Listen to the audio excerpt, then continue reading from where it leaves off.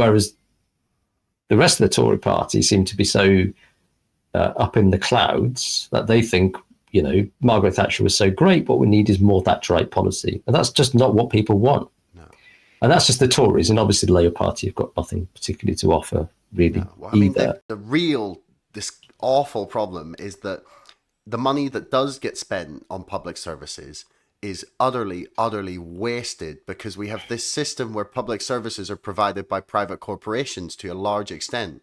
So we lose all of the money, and well, not all the money. We lose a large portion of the money and the accountability, bid contracts and like faceless companies to whom things are outsourced. Like it might be like the NHS, but it's increasingly not the NHS. It's like whatever private corporation has, won the contract. And then once you do that, the money, like it zooms off and it goes through like several different like shell companies, and then the lawyers and the solicitors take their money. It maybe floats offshore for a bit. Some more money gets taken out.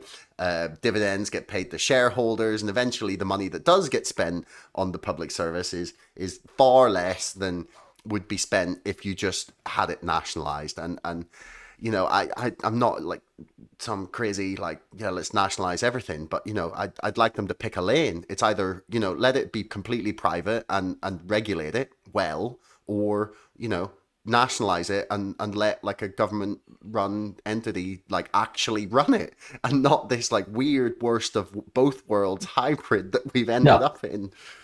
It's absolutely right. We've got the worst of the state and the worst of the market in the UK.